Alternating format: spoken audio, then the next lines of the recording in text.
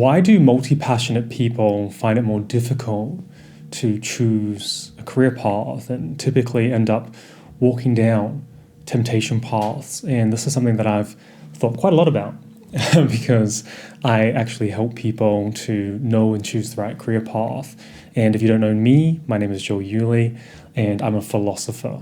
And I have been helping and guiding people to choose the right career path by unearthing their career archetypes and showing them ways in which they too can unearth their own career archetype. And this idea of being interested and passionate about so many different things is often in our society seen as a taboo. It's seen as something that you need to avoid. You know, you can often hear the phrase, you need to focus on one thing, or you hear the phrase, you are a master of nothing if you are a jack of all trades. And I have often sort of rallied against this. And one of the reasons that I've rallied against this is because not only is there so much evidence of different people pursuing multiple different paths, but we're actually in a time and period where we can pursue paths that allow us to explore and express so many different parts of ourselves within a career path. And it's just a matter of figuring out how to structure that career path.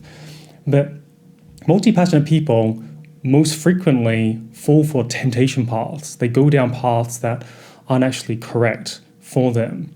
And the way that I've sort of seen this happen is almost like if you think about an anglerfish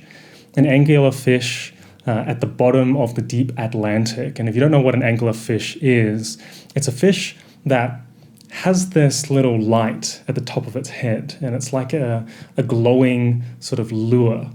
And what it does in order to attract prey rather than chase prey around is it lights up the top of its head and waits for prey, say for example a mantis shrimp, to come down and essentially think that it's about to eat something, and then the mantis shrimp goes like, no, I'm actually going to eat you instead.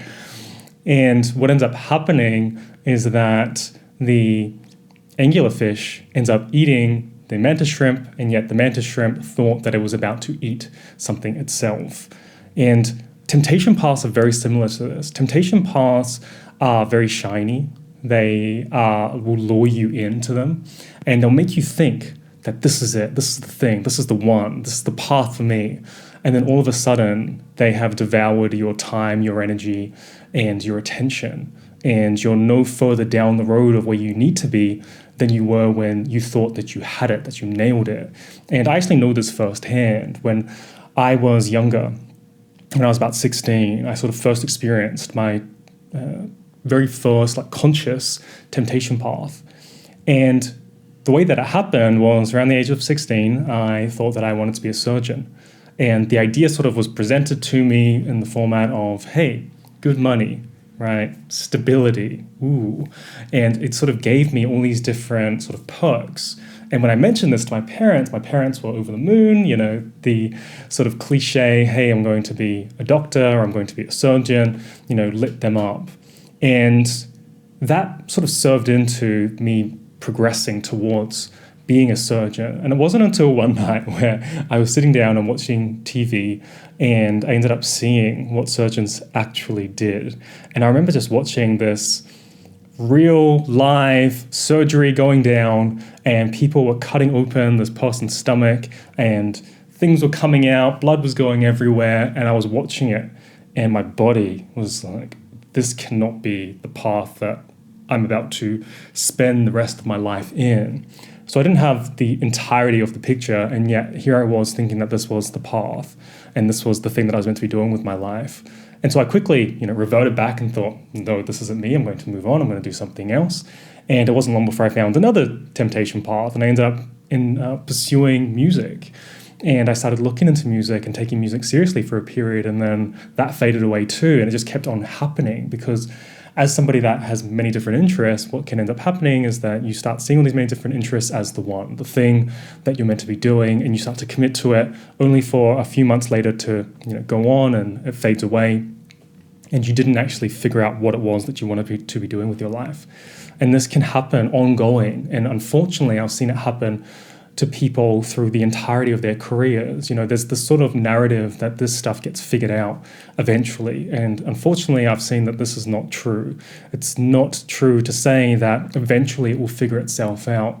I've spoken with people in their later years of their life who unfortunately regret their past, and they say, I had many different interests, I pursued many different interests, and I kept thinking that I found it, or I would end up committing to a path that just wasn't it, but I'd try to pursue the other path on the side. It never came to fruition.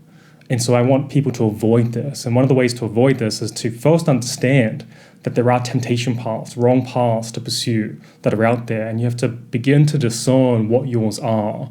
It's something that I work with students on, and knowing what their temptation paths are so that they don't walk down those paths and waste time and end up regretting it at the end of their life. And there are two types of temptation paths that I sort of want to present to you. The first type of temptation path is where they overlap with a few of your different interests so that they spark you up in such a way that you think that they connect with the deepest levels of your soul. So as an example, let's say that you were really into yoga. Maybe you're into the movement of it. Maybe you're into the community. Maybe you are into the spiritual element and the container that yoga allows you to explore your own spirituality. And so you thought, like, shit, this might be the thing that's for me. And so you started to commit to it. You fly to Bali and you start to do one of those, 100-hour trainings. And then after a while, you end up realizing that there are different that there are different interests that are there that aren't being fulfilled. Say, for example, you're really into painting, but there's nowhere to bring that painting into this profession of yoga. So oftentimes this temptation path will look like somebody pursuing interest after interest after interest, and it never sort of fits all of these different components of themselves into it. Now, that's not to say that every single career path needs to fit every single interest that you ever have within the path, but it is to say that it's also not correct to simply pursue singular interests unless you know for sure deep down at the layer of soul that this is the path for you. Now, the other temptation path that I see really frequently is this path of pursuing money, pursuing status, pursuing things that aren't actually connected with the calling. And it's typical for it to be money because these are our survival needs. So we'll start to pursue and almost fake ourselves into this path being the correct path because it's able to satisfy us paying the bills. And then we start to hear these narratives such as, I can't actually pursue this other path because that's just a hobby. And everybody knows you can't make money doing that. And you start to hear these kinds of words, which also is not true, especially in the modern era. There are so many different ways and so many different avenues, given the right level of devotion and the right level of path structure to make this stuff real, if it is the thing that you're called to do. And that's the important thing. Are you actually called to do it? And in order to answer that question, you have to get underneath temptation paths. You have to get underneath simply just looking at a path and be like, oh yeah, that's the path, I'm going to go for that now. And you have to stop, you have to pause, and you have to get right to the core, to the base, what I call the career archetype at the bottom of the soul. And without the career archetype, and without really knowing deep down that this is the thing for you, you might just end up pursuing another temptation path. And like I said, people that are multi-passionate will often end up pursuing these kinds of paths because they have so many different interests. And when you have less interest, it's much easier to find what it is that you're meant to be doing. So people that are multi-passionate and really just are open to broader levels of curiosity end up often going down and walking temptation paths. And so you just want to make sure that you know yours and that you discern yours, and so you don't end up walking down that path. And so if you're interested in learning a little bit more about temptation paths, your own career path, your own career archetype, then you can go ahead and click the link underneath this video and you'll be taken to the Career Archetypes membership, where I end up showing people how to unearth their very own career archetype, and we go over different temptation paths and how to make sure that you know yours and that you can avoid yours. And if you're also wanting to sort of go deeper and you want to talk to me about it, I actually offer free discovery calls where you can jump on a call with me and we can just talk about you and your career and where you're at and see where you need to go in order to know what it is that your path looks like and how to begin walking it.